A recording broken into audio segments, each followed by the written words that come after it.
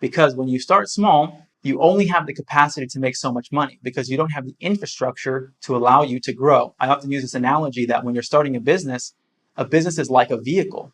And you can say that maybe purchasing a bicycle is cheaper and riding a bicycle is easier than buying a car, which is more expensive, and learning how to drive a car is more difficult, right? You have to get your learner's permit, and then you have to get a license, and then you have to, there's all these things that go into it. You have to get car insurance, maintaining the car is difficult.